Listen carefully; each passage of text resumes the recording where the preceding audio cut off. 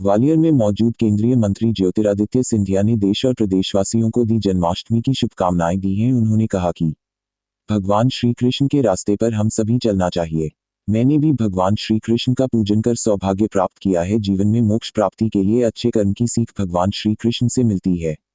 मैं इस अवसर पर जी20 को लेकर कहा कि जी20 की तैयारी केवल 8, 9 और 10 तारीख तक सीमित नहीं रही है। यह पूरा साल भारत की जी20 की अध्यक्षता का वर्ष रहा है। प्रधानमंत्री मोदी जी ने खुद एक कार्यक्रम में रुचि ली है। ये अंतर्राष्ट्रीय कार्यक्रम भारत की राजधानी के अलावा मुंबई और 2-3 अन्य शहरों तक सीमित होते थे, लेकिन 52 शहरों में इस बार कार्यक्रम हुए हैं। हमें गर्व है। इन 52 शहरों में ग्वालियर भी शामिल रहा है। जी20 का कार्यक्रम पिछले हफ्ते ही ग्वालियर में आयोजित किया था। आखिरी 3 दिवसीय बैठकों के लिए भारत में उपस्थित होने अमेरिका से लेकर फ्रांस सहित अन्य देशों से शख्सियत आ रही है। अलग अलग देशों के राष्ट्रपति और प्रधानमंत्री आज भारत आने वाले हैं। कल से कार्यक्रम शुरू होंगे। पूरी तरह से हम तैयार है। पूरी दिल्ली सजी हुई है। हमारे अंतर्राष्ट्रीय मेहमानों का अतिथि देवो भव विचारधारा के देश में उनका आगमन हो रहा है। इस मौके को भारत की जनता पर्व के रूप में मनाएगी।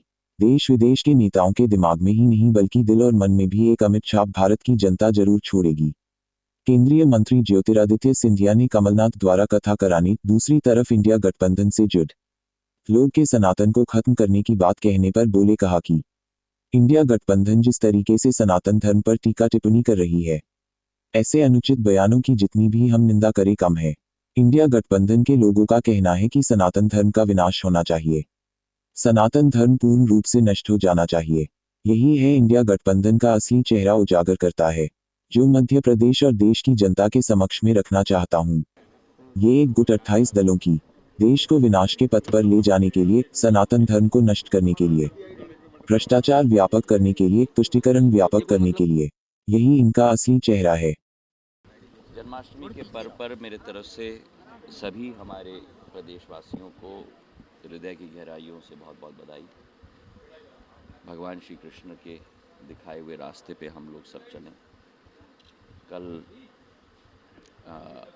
दौरे के बाद स्वयं घर आकर पूजन करने का सौभाग्य मुझे मिला और जीवन में मोक्ष प्राप्ति के लिए सदैव अच्छे कर्म हो, यही सीख हमें मिलती है। उसी के आधार पर हम अपना जीवन यापन करना है। G20 के लिए विदेशी मेहमान भारत आ रहे हैं। G20 तो आपका प्रश्न क्या है? किस तरह की तैयारियां हैं, कैसे देखता है भारत तमाम आप देशों की निगाहें आप टिकी हुई स्वयं हैं। आप स्वयं देख रहे हैं कि G20 की तैयारियां केवल 8, 9 और 10 तारीख तक सीमित नहीं रही है। यह पूरा वर्ष भारत की अध्यक्षता, G20 की अध्यक्षता का वर्ष रहा है और प्रधानमंत्री जी ने स्वयं एक एक कार्यक्रम में रुचि लेकर, जो पूर्व में अंतर्राष्ट्रीय कार्यक्रम भारत में केवल राजधानी मुंबई और 2-3 और शहरों तक सीमित होती थी, 52 शहरों में इस बार कार्यक्रम हुए, जिस पर हमें बहुत गर्व है।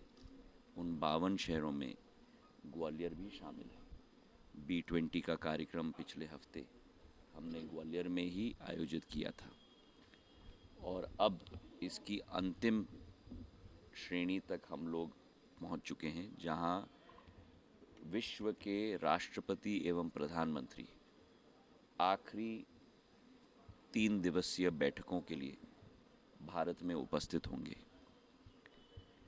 अमेरिका से लेकर, फ्रांस से लेकर, यूके से लेकर एक एक देश, ब्राज़ील हो, इंडोनेशिया हो, सभी के राष्ट्रपति और प्रधानमंत्री आज भारत आने वाले हैं 7 की रात को और कल से कार्यक्रम शुरू होगा। हमारा मंडपम, एग्जीबिशन हॉल और मीटिंग सेंटर भी पूर्ण रूप से सजा धजा हुआ है। पूर्ण दिल्ली सजी हुई है और मुझे पूरा विश्वास है कि हमारे अंतर्राष्ट्रीय नेतागण अतिथि देवो भव की विचारधारा के देश में स्वयं उनका आगमन हो रहा है और भारत की जनता इसे पर्व के रूप में मनाएगी और वही एक अमीट छाप देश विदेश के नेताओं के दिमाग में केवल नहीं लेकिन उनके दिल और मन में भी एक अमीट छाप भारत की जनता जरूर छोड़ेगी। इंडिया गठबंधन सनातन अब हो गया भैया, भारत के नाम से आपत्ति होने लगी। इंडिया गठबंधन जिस तरीके से भारत नाम से आपत्ति। सनातन धर्म पर टीका टिप्पणी कर रही है, जिस तरीके से अनुचित और जितनी भी हम निंदा करें वो कम होगा।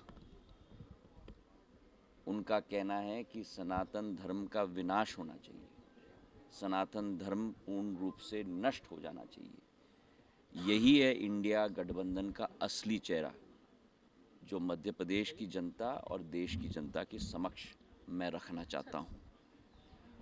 ये एक गुट 28 दलों की